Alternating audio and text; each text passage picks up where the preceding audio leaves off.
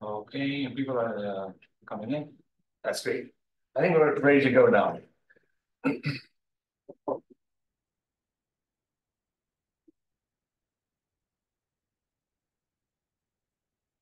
To just clarify where we are, I'm going to go. This is a C290 quantum, but I can go through it like this. I'm going to go through it from this. This is the website. Click on it. Go. What's new? What's new says today we have the third of our guest lectures. Since yesterday's talk was about the state of quantum computing, I do have a short comment by John Preskill with respect to a forecast done by Boston, I've got names. There are some complaints like companies that are trying to just estimate what's happening without having a stake. I suppose sometimes end up being too optimistic. He says over here roughly the same thing, but if you want to read the Boston Consulting, I think it's the company anyway. And then for today, our link takes us to the paper that Maria has at Montreal in September. This has a title that is very similar to the presentation she's going to give today. So that's exciting. As far as the link, that's the third. This is our abstract. And if you were to go on the last time, then you would see the things that we posted right after the presentation, the slides right here. And they include information, I think maybe I've already shown you this. They include information too about the very take-home activity you can see that at the end of that lecture. So now we're going to say that a pre-college program started here, so we're going to be kicked out of this room at 10. But I can keep the Zoom up and running if there are questions or people are still trying to communicate, and let me just go in the hallway and just keep running the Zoom. Anyway, the speaker should be connecting any minute now, and there she is. So I'm going to say admit, and then I'm going to close the time, and I'm going to stop sharing. And I have a few more people to allow. And Maria, hello, how are you? Hi, can you hear me okay? You can share the screen and get started. Yeah. 1 second. No problem. I already said that your presentation today has a title that's very similar to the paper that you will present in September. Yeah, that's right. I was inspired by the paper when I was writing the title of the lecture. So yeah, I'm just getting the slides back up because they disappeared for some reason. So it'll just be a second. Not a problem. I already went through the materials that I prepared for today, so they've seen the page and the title and the abstract, and the fact that the slide from last time have some take-home activities. And today is the last lecture of the treat that you so kindly accepted to give, and we thank you once again. Yeah, it's been good to give the lectures. So okay, it should be ready to share now. So just try sharing. Okay. So in the end I decided to slightly change the content of the lecture from what I put in the abstract to focus on the aspects with space-time rather than the thermodynamics in the interests of time, because we're also finishing off things from last week. So yeah, I've changed the focus a bit. So yeah, I can get started then. Sure, please go ahead. It's excellent. Great. So yeah, thanks everyone for joining again. So it's good to be here for the third lecture. And in the last couple of lectures, we've kind of been introducing how to think about thought experiments using quantum computing. And where I want to go with this lecture is to start connecting these ideas with some other principles in physics, in particular aspects that are significant in special relativity and general relativity that have to do with space-time. So we'll be looking at things to do with near influences traveling faster than light and the aspect of how quantum computing relates to time travel and time travel paradoxes. So to recap from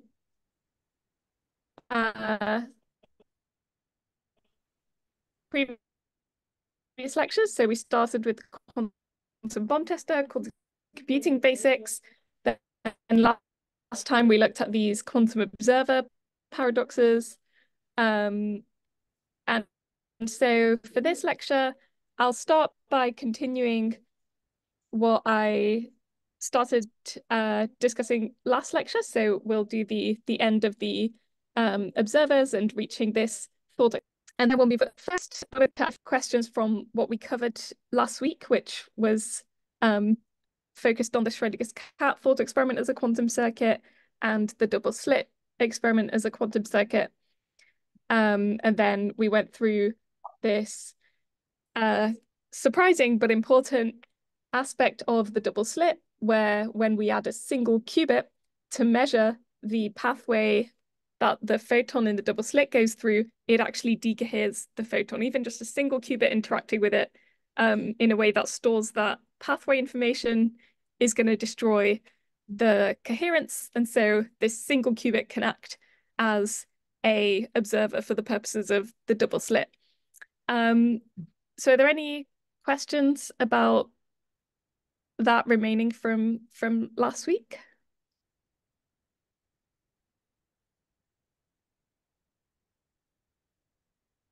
Okay, maybe we can carry on, and if happy to address them at the end if any come up.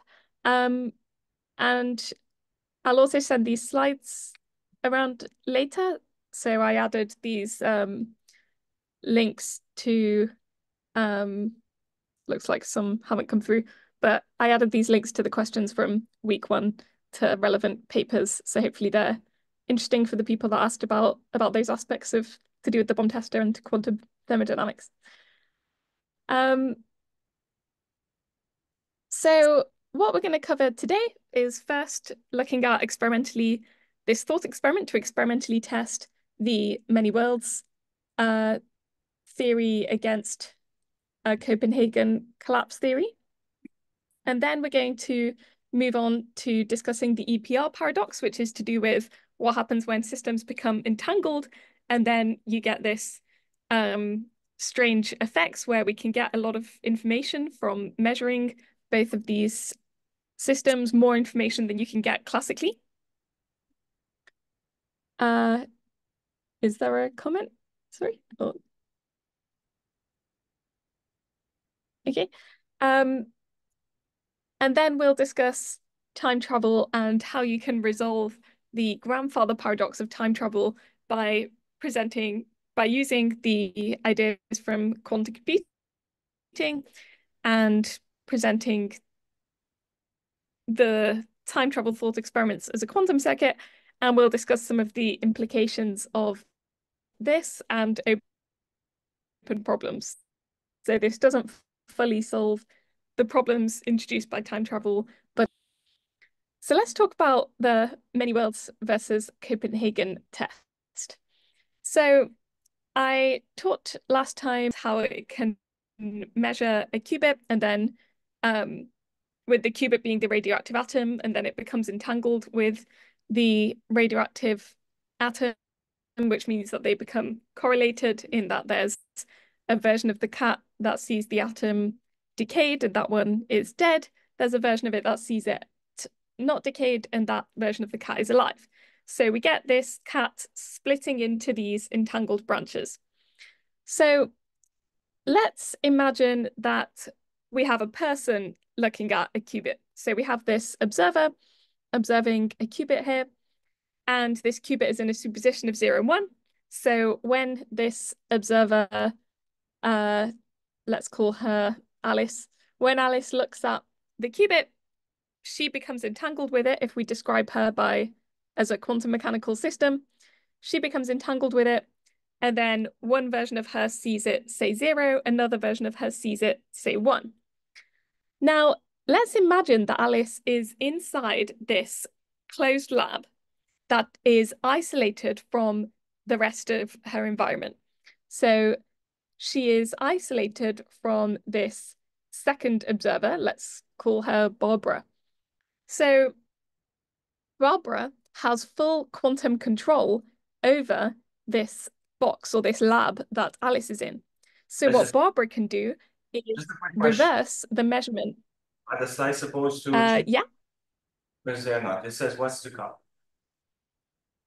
So we are still on the first slide. Is that okay? No, that's not supposed to be. Oh, we're on the slide. Lecture 3 is with pink, and 1 and 2 are in the past. Maybe if I stop sharing and share again, that might fix the problem. Let's have a go.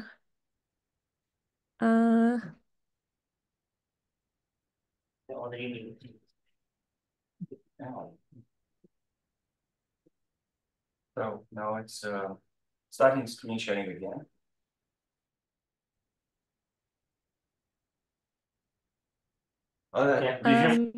It's in a second slide. Right now, do you cat? We see the second slide, which has you see the review from last week's slide? The 3 links for 3 papers, yes. Yeah. Yeah, right. Okay. So when I click through, is it changing? Now it does change it, yes. Exactly. Yeah. Okay. Yeah. Okay, let me know if that happens again. So yeah, so this was the slide with the review from last week and the links to the relevant papers for the questions from week 1. And this summary slide just had the 3 things that we'll discuss in this lecture, and then this is the one I was on at the end, talking about Alice with her qubit in a lab, and then Barbara on the outside with quantum control over Alice's lab. And so what Barbara can do is reverse Alice's measurement. She just reverses everything that happened in this lab. And then she checks if this qubit has returned to a superposition of 0 and 1 that we expect. So let's say the plus state that we've seen before, which is 0 plus 1. That plus state was the state of this qubit at the beginning. Then Alice measured it, they became entangled. Barbara reverses the measurement, so the qubit ends up back in the plus state. Now, so this is what happens in the many worlds view, where we treat Alice as a quantum system and we say that a measurement is fully reversible, it doesn't cause an irreversible collapse. If instead we consider the case where a measurement does cause an irreversible collapse, like in the Copenhagen view, then we see something else happening. Then what will happen is that Alice will measure her qubit, and then there'll just be a single version of Alice that either sees 0 or 1 with some probability. So we just get one copy of Alice seeing it 0 or seeing it 1.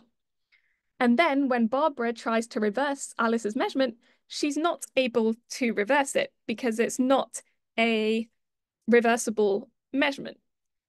So that means that when she measures the qubit outcome to try and see if it's in the plus state, she'll just randomly see it plus half the time, minus half the time. And so that will tell her that the measurement wasn't reversed properly. Well, it wasn't reversed at all.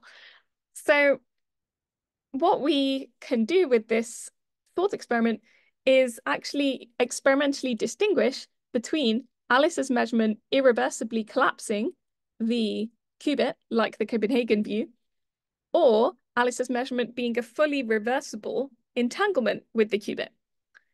And there's even an extra trick we can do, because Alice in here can do this measurement, and then Barbara reverses her, and then Alice won't remember anything about her measurement anymore because it's been fully reversed. She's back to how she was at the beginning. She doesn't have any memory of this qubit outcome.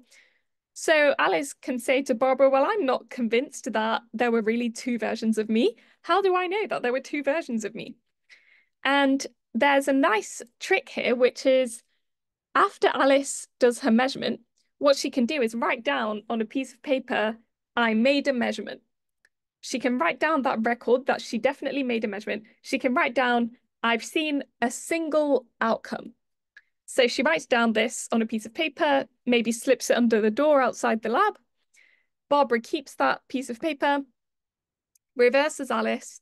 Alice now forgets that she saw a certain outcome, but she can still look at this record that she wrote of I definitely saw a single outcome, and that gives her evidence that there were really two copies of her before, even though she's forgotten which outcome she saw because she's been fully reversed and merged back. The two selves have merged back into one. So there's this nice way that you could even convince Alice that there were two versions of her that were reversibly merged back into a single one. And we can represent this whole process by a quantum circuit by representing each observer by a qubit. So what we have here at first is the qubit that Alice is going to measure. We put a Hadamard gate, which puts it into this superposition of 0 and 1. And then we have this situation where if we don't put an irreversible measurement here, then we're going to get the many worlds situation. If we do put an irreversible measurement here, then we're going to get the Copenhagen situation. So I've put it in dotted lines because we may or may not apply that depending on whether we're trying to see the outcomes for many worlds or the outcomes for Copenhagen. And then this control not gate is our measurement gate, which is what happens when Alice measures her qubit. So Alice is the observer here. And if the qubit is 0, Alice's memory will stay in the 0 state. If the qubit is 1, Alice's memory will flip to the 1 state. And so she stores the information about her measurement when she measures that qubit there. And then what we have here is some gates that implement the process of goal outcome. And the way it does that is that this record qubit will be, it will have one outcome if it basically checks if the qubit and observer have the same outcomes. So if the qubit and observer qubits are in the same state, then the record will say one thing. If they're in different states, the record will say another thing. So the record tells us if the qubit and observer both saw the same thing. So that's playing the role of this piece of paper. And then we have Barbara's attempt to undo Alice's measurement. So we undo the C0 by doing another C0. We undo the Hadamard to see if we get 0 or 1 at the end here. So if everything was fully reversible, if the measurement was reversible in the many worlds picture, and we don't have this measurement here, then we're going to see 0 every single time on this qubit. But if we do put this measurement in, then half the time we'll see 0 here, and half the time we'll see 1. So that's the Copenhagen version, and that's how we can distinguish between these two cases. And this thought experiment was constructed by David Deutsch in a paper he presented in 1985. And this was how he first came up with the idea of a quantum computer, because he thought, okay, it's going to be really difficult to actually have enough control over Alice and her qubit as a quantum system to actually reverse them for a real observer.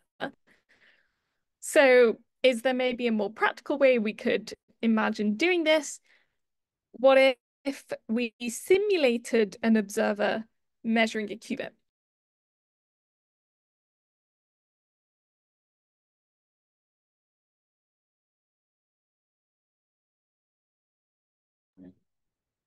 Looks like we lost her, but maybe she's gonna, yeah, she's gonna come back. Yeah. We just have to reverse her time arrow. Yeah. Then bring her back. It's sort of it's connection or something. Mm-hmm. Okay. So I'm also gonna go and connect from another computer. Because sometimes she writes an email, but so sorry that we lost her. Oh. Okay, there she is.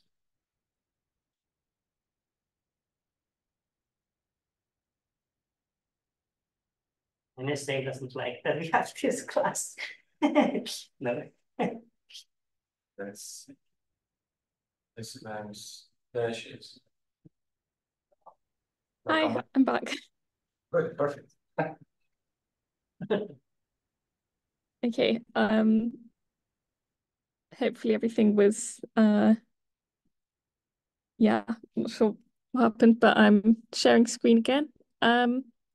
So yeah, so this was the end of kind of this section. So are there any questions about how this thought experiment works, or the quantum circuit version, or any aspects of what I've talked about on this bit? Yeah, this is Matt Mindock. I'm a high school teacher, so I just wanted, so if it's a 0, then a non-permanent measurement was taken. And if it's 0 or 1, then there was a permanent measurement taken. Okay. Yeah, exactly. Right. Yeah. So you have to run it multiple times to be able to tell the difference. Okay. Thank you.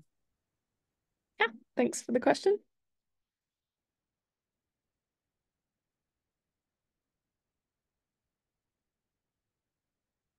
Okay, if any other questions come up, feel free to put them in the chat or bring them up later. Cool. So another thing something which I think kind of ties together these thought experiments about observers is that and measurements in general, they all have a common theme in resolving the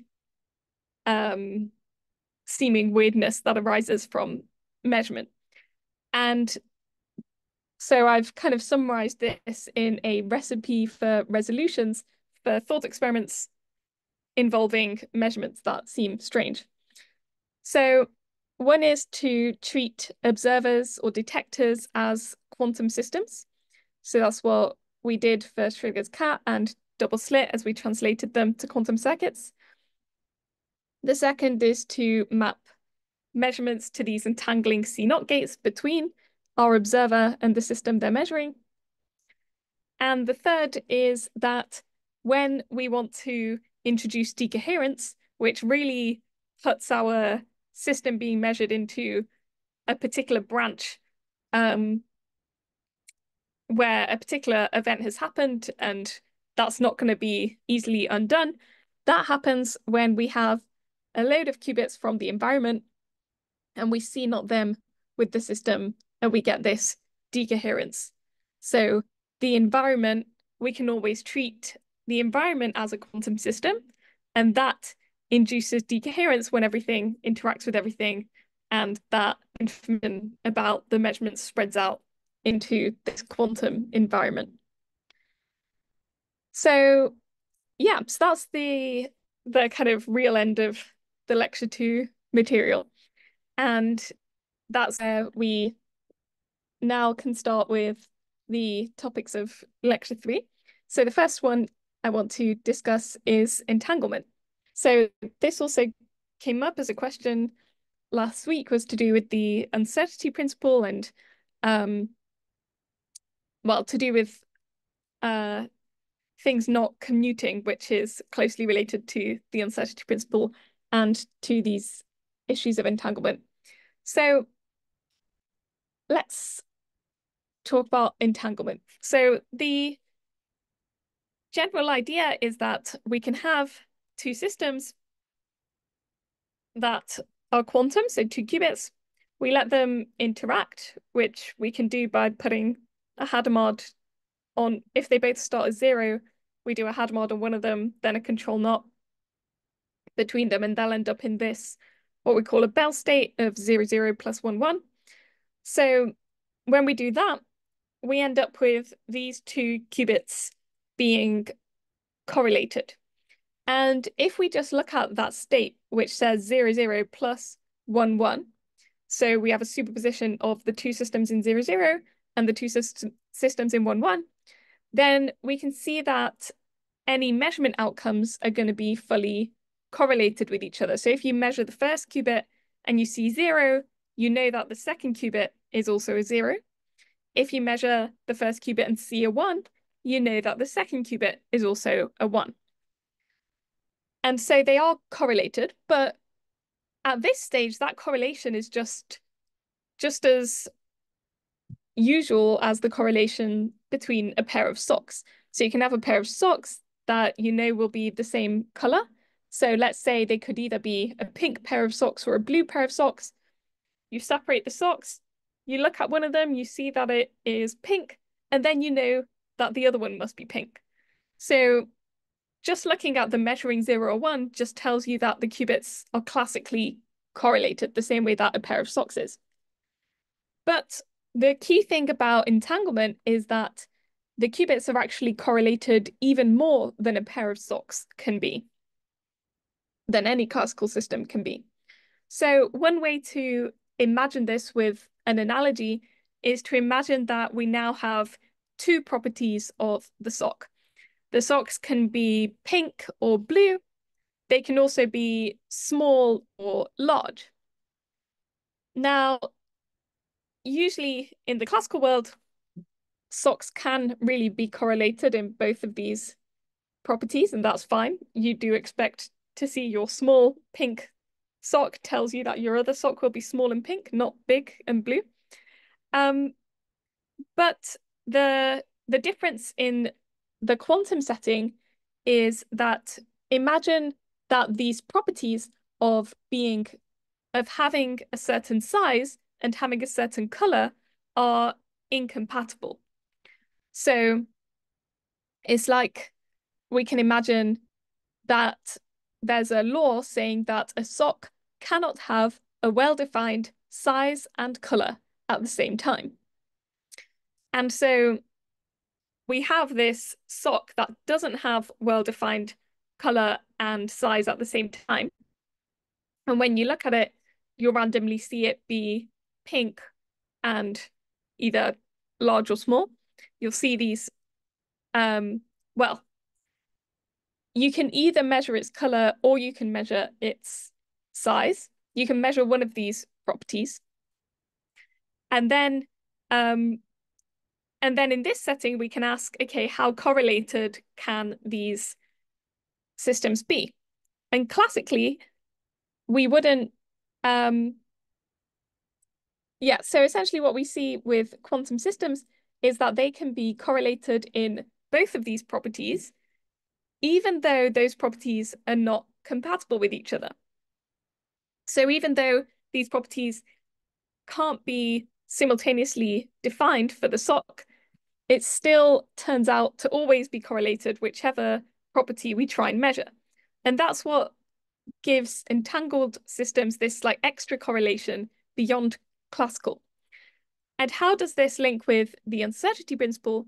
Well, the socks were an analogy, but what's happening in the quantum world is that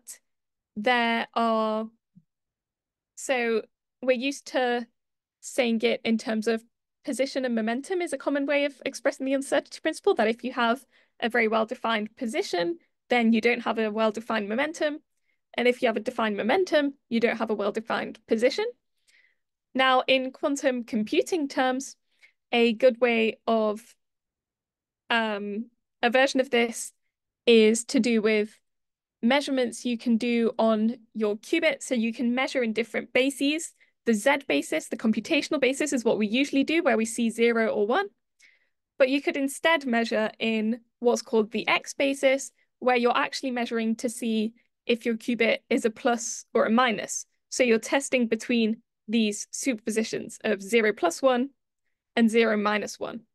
So you can either measure to check if it's 0 state or 1 state, or you can measure to see if it's the plus superposition or the minus superposition, but you can't measure those simultaneously. And a system can't be well defined in both of those bases simultaneously. So that's how the uncertainty principle is kind of expressed in quantum computing terms, is with these measurements. And in terms of commutation, like we said, as was brought up last week, a way of saying that mathematically is that these measurements don't commute, which means that you can't, that if you do one of them and then the other, you'll see a different outcome to if you never did that first one. So we have this, these extra correlations that are possible in quantum mechanical systems. And this is the an important aspect of this paradox, which is called the Einstein-Podolsky-Rosen paradox, because it was presented in a paper by those 3 scientists. And they were very troubled by entanglement. So there is this, when you imagine these entangled systems and that they have these extra correlations, even though they weren't well defined with those properties before you measured them, you end up with this apparent conclusion that somehow measuring one of them is instantly influencing the other one to make sure that that one will also be measured in the same way, even though it wasn't defined in that property before. So it's almost like when I said that the property is not well defined on this system, when you measure this one, it instantly makes it well defined on this one. So you kind of have this, it seems like you have this instantaneous influence from one qubit to another when you do a measurement, because it fixes the properties of the other qubit that weren't defined well before. And thinking along these lines made Einstein, Podolsky, and Rosen suggest that quantum theory must be incomplete, in that there must be a description that you can apply to these systems that will actually show how this entanglement works. It can't be the whole story that something here is instantly fixing this distant object. And this is related to the fundamental principles in Einstein's relativity theories, where there shouldn't be any influence from something over here that instantly can affect something over here. Now, I should also clarify that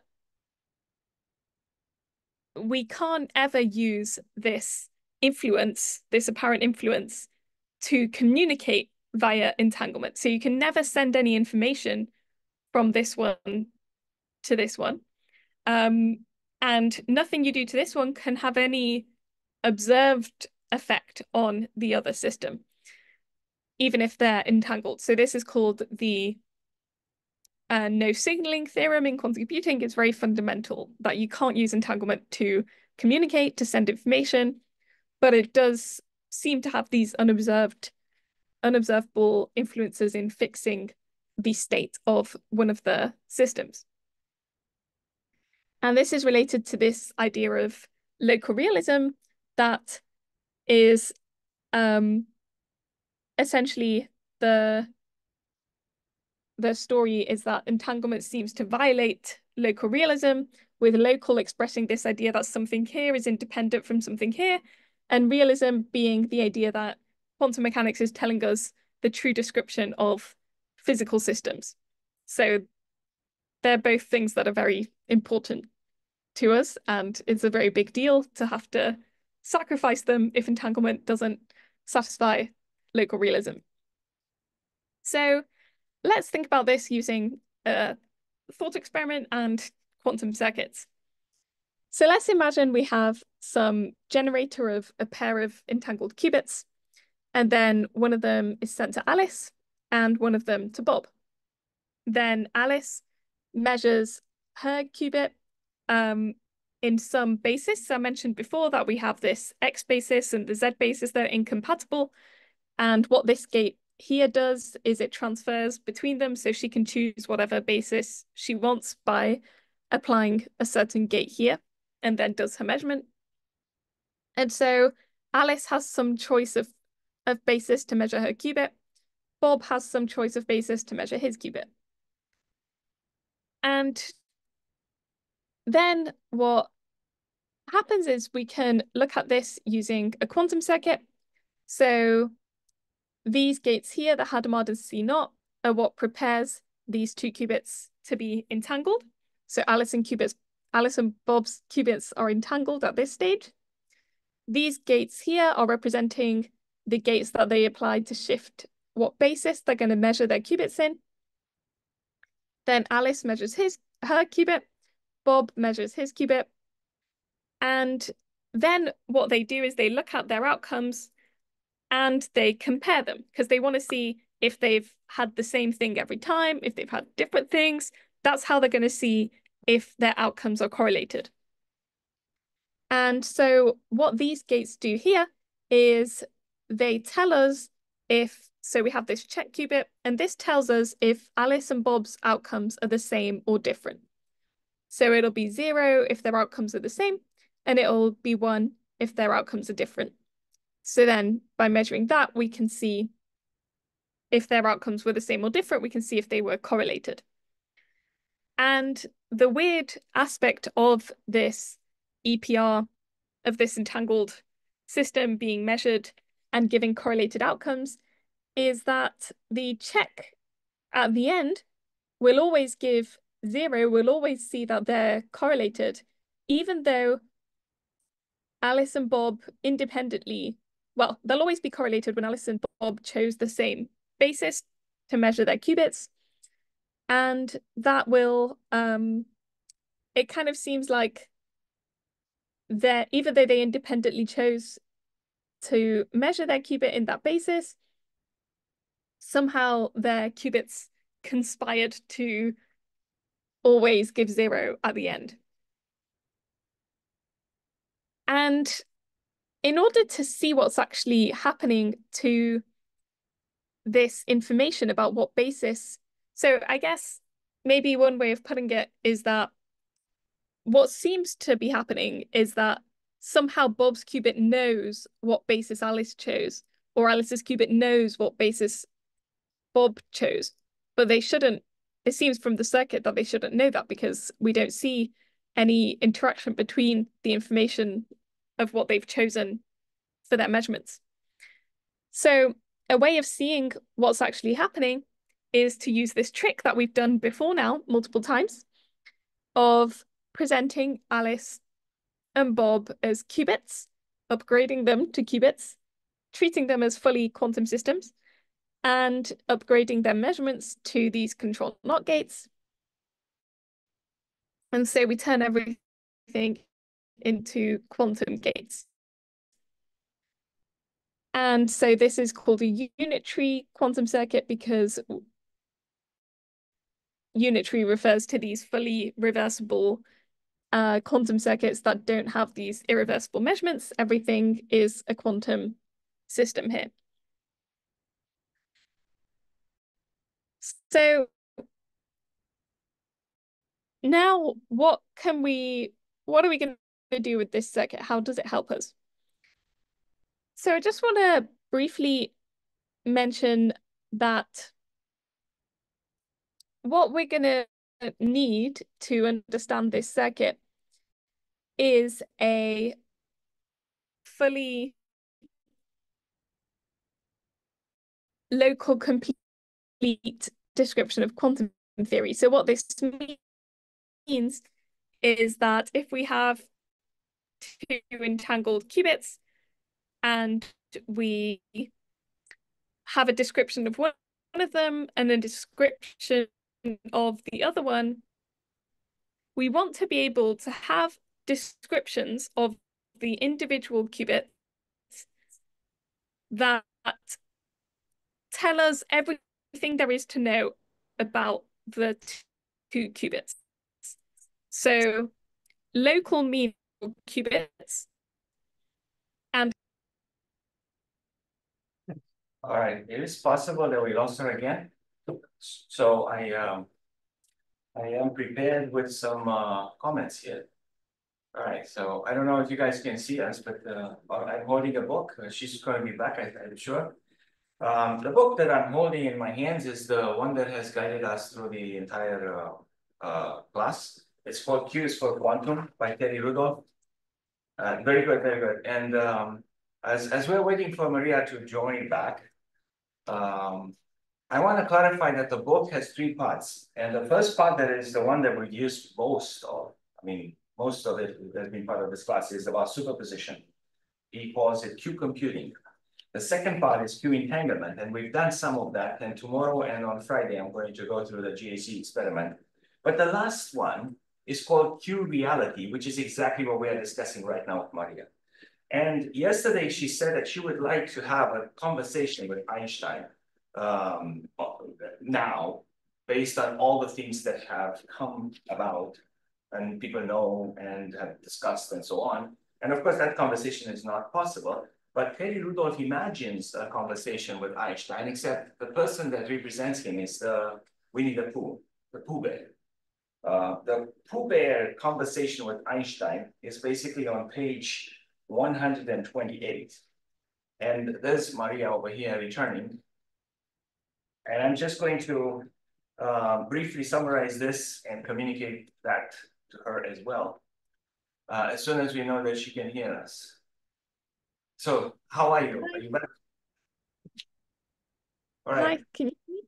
Yes, yes. Can I just tell you briefly, since you lost the connection and now you're back, that's great. But in the process of waiting for you, I said we have this book, Q is for Quantum by Terry Rudolph, which you may have seen. It has three parts. The first one is quantum computing, Q computing. The second part is Q entanglement. These are parts that we've sort of explored a lot. And this last part, Q reality. And in this Q reality, he imagines a conversation, much like you said yesterday, between Einstein and he puts Winnie the Pooh part of the conversation. He says essentially that in the summary of the part, he says, if there are underlying states or properties of physical objects, then Einstein argued there are multiple misty states corresponding to a single real state. His argument assumed locality. This assumption is particularly questionable as he also needed entangled states, which we now know can produce non-local correlations. Without using entangled misty states, but also with a different locality independence assumption, Pooh Bear gave an argument for the opposite conclusion to Einstein, namely that real states correspond to unique misty states. So I'm saying that while we will always have this recording to refer to, they also have the book, and they can read the conversation between Winnie the Pooh and Einstein from the point of view of Terry in this book to just build a more complete picture of what people think. So now, if you want, you can go back to what you were showing us. Yeah, cool. Yeah, thanks for that. So yeah, I'll also say that this is a very discussed topic in the quantum foundations community. There's lots of different perspectives on locality. There's also different in different settings, the meaning of locality is expressed in different ways as well. So it can be quite a subtle topic, and the way I'm presenting it here is quite a specific way. It's not what you'll usually find in a textbook about entanglement, and it it also is different to the way that a lot of quantum information theorists think about entanglement, but I find it very useful for giving a nice, satisfying explanation for locality.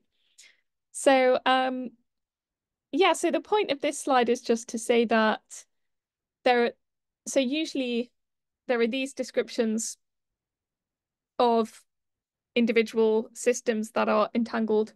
Well, we can use the state vector to represent both systems together, but that gives us complete information, but it's not local because it's about both systems.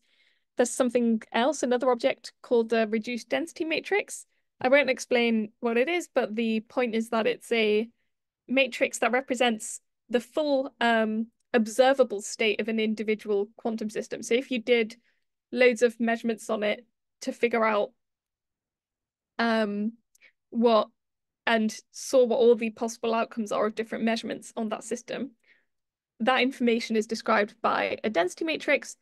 But when you have entangled systems, knowing that information for this one and that information for this one is not enough to tell you that information for the joint system. So it's local because it's about individual systems, but it's not complete because it doesn't tell you everything about the joint system. But there is another way of describing quantum systems. It's called a descriptor, and this turns out to actually be local and complete. So if we know this descriptor for one object and for another one in the entangled state, we can figure out the full state of the joint system with all the information. And that's explained in some papers on a technical level if you're interested in looking further into it. But for now, I'll just assume we're going to use these descriptors to track what's happening in the circuit. So looking at the circuit, we can see that, so here I've just put, so here we have the basis that Alice chooses to measure her qubit in. That's controlled by this gate, and this gate controls the one Bob chooses to measure his qubit in. So I've just put these parameters. I've put theta here and phi here. So theta is something you can vary to vary what basis Alice will put. Phi is something you can vary to vary what basis Bob will put. And we had this question of how does the check qubit that tells us if they're the same or different, how does the check qubit know about what basis Alice chose and what basis Bob chose? And when we apply this local description using the descriptors, essentially what it tells us is that every time we have a gate between two qubits, like the control NOT gate that's under here, between Alice's qubit and her memory qubit, then that information about theta can now reach this memory qubit. So now, after this point, the memory qubit's description can also depend on theta because it's had this interaction with Alice's qubit. So theta can flow along this local interaction over to Alice's memory qubit, and then it floats back onto this check qubit. And similarly, phi will pass on to Bob's memory qubit's description, and then from there it can pass on to the description of the check qubit. And at the end, we see that this qubit, the description of this qubit, can depend on theta and phi. So we can see explicitly how these measurements that Alice and Bob do kind of converge onto this qubit at the end that detects whether they're correlated actually explicitly depends on Alice's basis choice and Bob's basis choice. So there's nothing mysterious about the fact that it depends on whether they chose to measure in, say, the X basis or the Z basis, whatever incompatible bases they may choose to measure in, the check qubit will know whether it should be correlated or not correlated, because we've had this information flowing. And we can also see this. So if we wrote it down in terms of the descriptors, so this is the description of qubit 1, description of qubit 2, and so on, we'd see that these ones, after these gates, now depend on, this depends on theta, this depends on phi. Then after this gate, this one now depends on theta, and then flows up. So this one depends on theta. Similarly, the one depending on phi will flow until this last qubit depends on phi as well. So we could track that through mathematically. And so what can we say now after having looked at this picture? Is quantum theory local realistic? Can we say that a system over here is really independent from the things done on one over here? And can we say that quantum mechanics really tells us what physically exists in the world? Well, from this explanation that I gave in terms of these descriptors, we have a fully local description. So we have a situation where something here has absolutely no influence to what's over here. But whether this is local realistic, that involves having to shift your assumptions about what you count as the real state of the quantum system. And we need to shift to using this descriptor that I mentioned as being the real physical description of the quantum system. So that's different to what we do it's a different description to what we have in classical physics, because classical systems don't have these descriptor objects. And it's also a kind of multiversal object in the sense that we saw that we had to switch to this situation where you treat detectors as quantum in order to use this explanation. And so you have to be in this setting where everything is quantum, including your observers, your environment, and then you can track everything using these descriptors, and you can say that the descriptor is describing the real state of each system. So, yeah, according to this account, we can have a local realistic theory of quantum mechanics. And if you're interested in the subtleties of this, I had, it's the topic of my Quantum Foundations podcast, which is on my YouTube channel. I have one video explaining it in an accessible way, trying not to use the technical language and going through some of the history and ideas. And another one going through the maths, if you're interested in the maths of these descriptors and how this all can be proven mathematically. So they're online if you want more detail on these topics. So are there any questions about that before I move on to the time travel last part? Maybe can I make a comment? And it's maybe totally naive, but I was working with the superdense coding, and now I hear this story, and somehow this night it came to my mind that the whole thing could be like changing the number system. So when you look at the binary number system, we have 1 and 0, but when you then kind of move into qubits, then you can change your number system to a quaternary number system, and you change always 1 digit, but 1 digit all of a sudden can influence 2 digits in the other number system. So when you have the digit, let's say you have the number 3, then you influence 1 and 0 in your binary number system. So, yes, that's how I saw it coming growing up in the 80s with computers, right? So Mhm. I don't know Yeah, if it's for me, it's a naive point of view, but it explains me how entanglement could work. Maybe it's totally, I don't know. So that's a yeah, comment I mean, from there's lots of different there's lots of different ways of seeing how entanglement works. I'm not sure if I've understood the way that you're explaining it, but in terms of the superdense coding protocol, that's been it's been analyzed using this kind of approach that I mentioned here, and so has quantum teleportation. And if people are interested, I could send over the papers to do with how it connects with those protocols, which might help with at least seeing how this approach leads to tracking information flowing in those protocols. It gives a nice satisfying way of tracking exactly what's going on and resolving the weirdness of both superdense coding and quantum teleportation. Maybe I think so. It kind of the descriptor is kind of like saying in which number system you are. If you are in the quaternary or in the well, it explains things for me. Maybe it's maybe wrong. So okay, I'm stopping now. Okay, It's so okay. thank you. Yeah, thank you. I have just a clarification question really quick.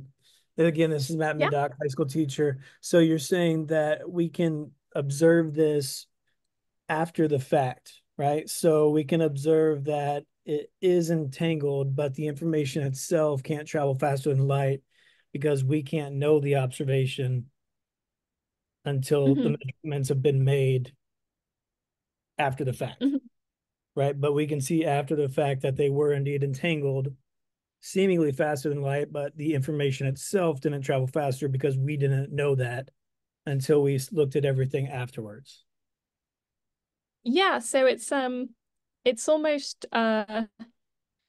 even stronger than that. So one aspect, so we have these entangled qubits, and then Alice measures her one, Bob measures his one, but they don't really settle on being correlated until we actually compare their measurement outcomes.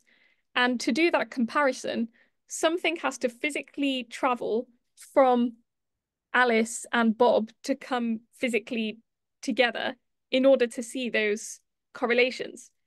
And according to this approach, when you look at this circuit, what you see is when Alice measures her qubit, her measurement only depends on the basis she chose. It's got nothing to do with the basis Bob is choosing to measure his. So her qubit right now for this measurement has no clue what Bob chose to measure on his, whether he chose X or Z, whether it's going to end up correlated with Alice's or not.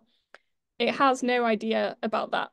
And similarly, at this stage, Bob's memory has no correlation. It has no information about what basis Alice chose.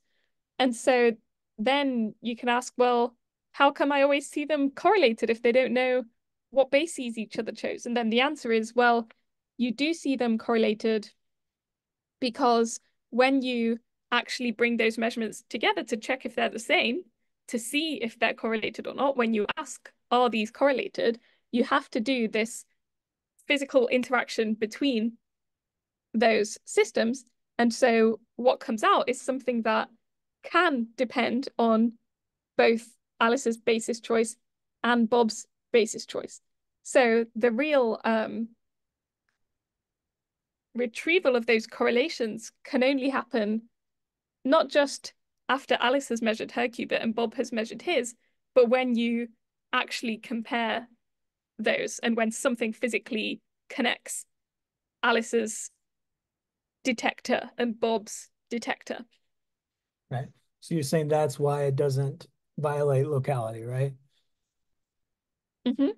Gotcha. Makes sense. Yeah. Thank you. Yeah, thanks. Are there any more questions or clarifications about this part?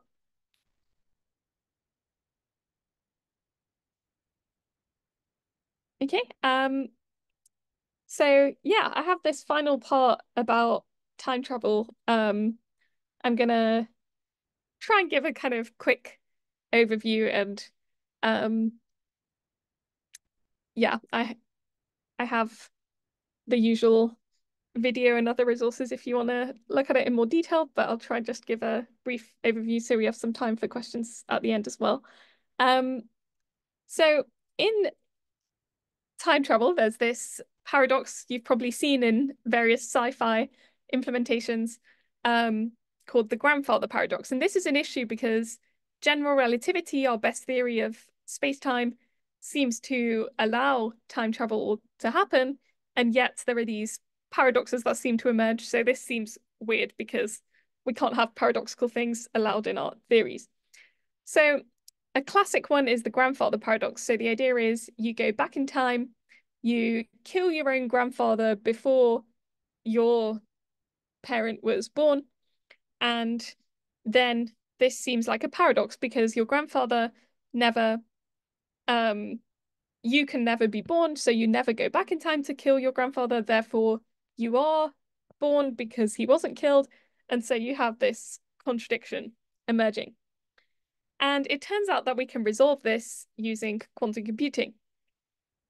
And so first, what's the problem with classical resolution? So one approach to resolving this paradox is to say that the situation where you kill your grandfather just never happens. So I'm going to impose this constraint. We call it a consistency condition, that everything in a time loop has to be self-consistent. So killing your grandfather would not be self-consistent because then you would never be born to kill your grandfather. So this solution is saying, okay, those situations just never happen where you have a contradictory event happening. But then it starts to seem really strange on a physical level that somehow everything that's allowed to happen is really tightly constrained with having to satisfy this condition. You have this, it's often referred to as a fine-tuning of what is allowed to happen because the laws of physics end up imposing whether or not you can choose to kill your grandfather or not. And so there are these really these implications of this classical solution seem to violate fundamental assumptions we use about the laws of physics, kind of enabling us to do anything rather than having these weird constraints appearing. So what can we do with quantum? Well, let's treat our observer as a quantum system and represent it as a quantum circuit. So instead of someone killing their grandfather, I'm just going to imagine someone going into the past, speaking to their past self. And then having their past self then step into a time machine. So imagine we have this Alice 0. Now Alice 0 is just going about her day, and then Alice 1 appears. So Alice 1 is Alice 0 from the future. So Alice 1 appears, they have an interaction, they have a chat, so that's represented here. And then Alice 0 goes, oh, wow, well, I'm going to go into this time machine now. So Alice 0 goes into the time machine, she becomes Alice 1, and then interacts with herself, and then carries on her life. And in a similar way to what I just suggested with the classical case, where we have this consistency condition, where we impose everything is self-consistent, what we do in the quantum case is the same thing. We say that Alice coming out of, the Alice that goes into the time machine has to be in exactly the same state as Alice that comes out of the time machine. So these two Alices have to be in exactly the same state. So that's what the consistency condition is doing. So how do we escape from the problem of the classical resolution, that we end up with these really specific laws of physics in this region where our time traveler can interact with the past? And the way we escape it is that essentially you can show that regardless of what happens in this interaction, there is always a solution for what this state can be that Alice 1 has. So the state of, there's always a state for Alice to be in to consistently go into the time machine and come out in the same state. There's always a solution for that, irrespective of what happens in this interaction. And if we're in this grandfather paradox type setting where Alice tries to do something contradictory here, then the way that that's resolved is that when we look at the full quantum state, we'll see that there are different branches. There'll be some branches of the overall quantum state where Alice killed her grandfather and then she's never born in the future of that branch. But there will be another branch in the quantum state where she didn't kill her grandfather and was born. And so everything will be, and she came from that branch into this time machine. So because of this possibility of now having these multiple branches of the universe where different things have happened, that's what ends up saving us and being able to consistently give apply this condition to the paradox to resolve the paradox without causing any weird constraints on what interactions are allowed. We can have any interaction in the middle, same laws of physics as usual. And I'm not going to go into this, so just I'll just mention that this doesn't fully solve the problem. There's still something called the knowledge paradox, which is essentially the idea that if I go, let's say I go forward in time, I write down an article that my future self has written, I go back in time and then publish that as my article, and then it's a fully self-consistent time loop, but there's the question of where did the idea for that article come from? Where did that knowledge appear from? And so we can have self-consistent loops that still have problems with, for example, where did knowledge come from? And we also have a locality problem in that this version of events that I described before with the information flow turns out not to work with this resolution of the grandfather paradox. So there's problems to be solved there.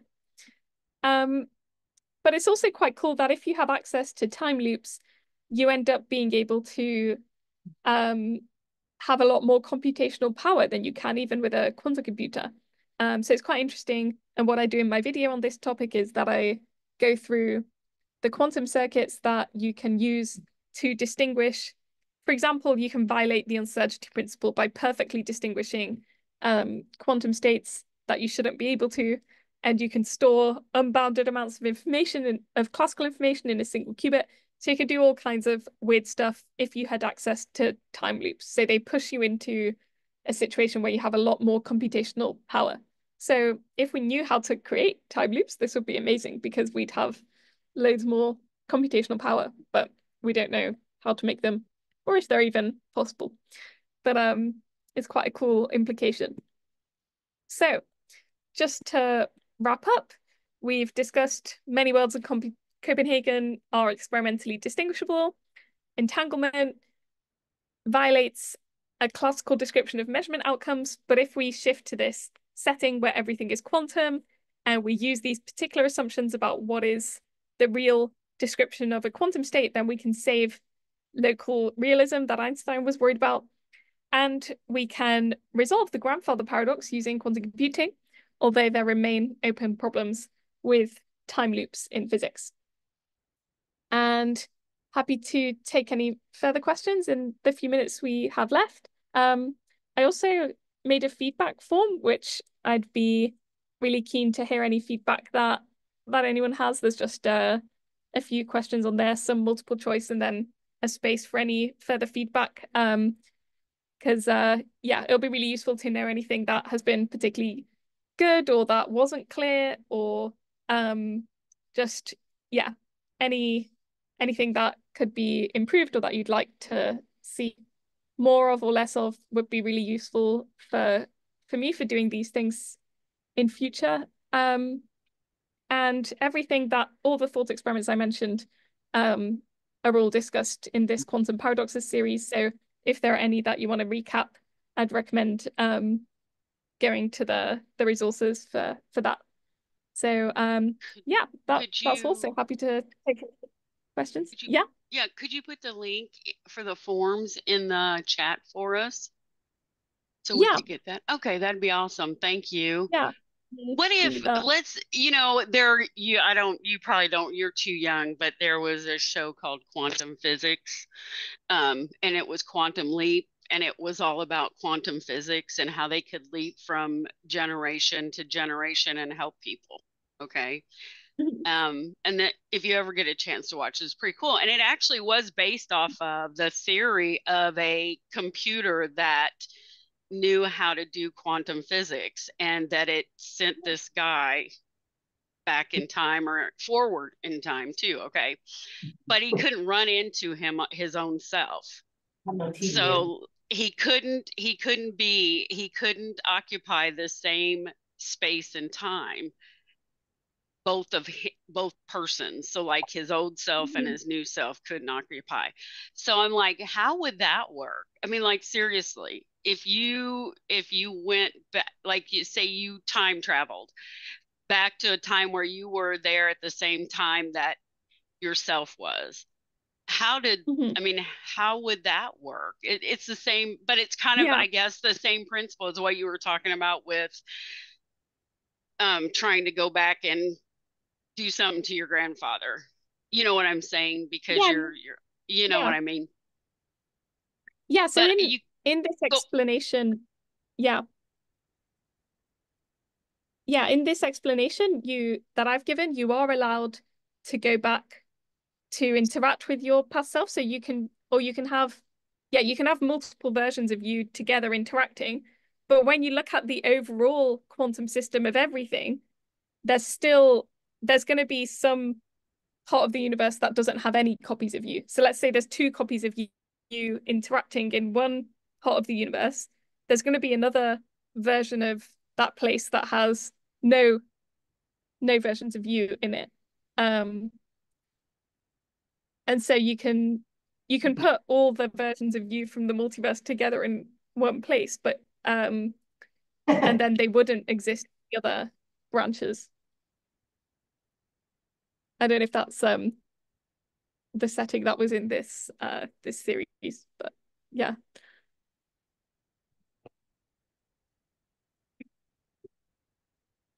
Yeah, I think so. Go ahead. I have a question about, you said as well, you didn't talk about that here, but you had said that you have some information about thermodynamics. Is this a paper that you can point to that you wrote? Or I think there's a I would be interested in Maxwell's. So one of these quantum paradoxes installments is about quantum Maxwell's demon. So there's a video and a code tutorial. Not all the blogs are out yet. No, that one does have a blog. So yeah, that's one of the installments on there. And I will also so I recommend those for general Maxwell's demon discussion and some aspects of quantum Maxwell's demon. And also in the slide I had at the very beginning with the links to some papers, I'll also put some links to my particular projects to do with Maxwell's demon in case that's interesting. So they're more specifically about questions that I've been looking at in my research. So I'll link a paper and a video on there as well. That's Thank you very much. Yeah, thanks. So it's 9:58 and we have a pre-published program to study this week, which means that around in 2 minutes, we have to leave the room. There's not a lot of people in this room, but most people are online. Plus, there are some people who are going to watch the recording. So we're getting close to the end of this 3rd lecture, which is the last lecture of the 3 that you have kindly accepted to give us. And everybody appreciated your time and creativity and effort that you put into this. And we thank you very much for such an exciting triplet of lectures, interactive and stimulating. Great. Yeah, thanks for inviting me. It's been fun to give the lecture series, and thanks for all the questions and engagement from everyone. That's been really great. And yeah, all my contacts and social media are on here. If you want to keep in touch on those, you're welcome to. And yeah, best of luck with all your quantum journeys with everything. So once again, thank you. And see, two things. First of all, you might send me the slides, correct? And then I will post. Yeah, I'll send you them. And a completely non-physical comment. In the US, the grandfather paradox is known as the grandmother paradox. As illustrated in the timeless song, Grandma got ran over by the reindeer. So that's just a comment. Ah. Cool. Thanks for the knowledge. All right. Okay. Cool. Well, we'll see you. Bye-bye. Bye-bye. Yeah. Bye, everyone. Right, so now that's the end of our lecture for today. I will look forward to see people on Thursday and Friday. Tomorrow, maybe a presentation very brief by Christina, perhaps Elmar, anybody else who says, I have got the following from this class and I would like to share with everybody. Then the floor is open if you want to present anything. I want to emphasize one more time that the book that we have chosen, Terry Rugoff's book, covers everything that we have seen, except nobody could have done this part better than Maria with all the 3 presentations that essentially would send us back into the third part of the Terry Rugoff book, saying these things are important. They are still, to some extent, contentious in the point of view of the interpretation. It's in your book.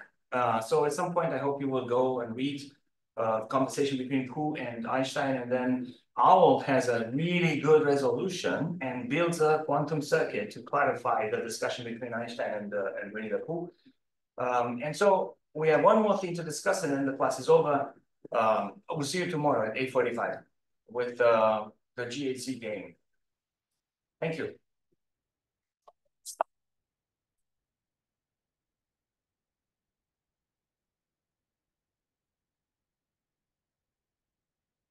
I want to stop the recording. Or stop the recording right here.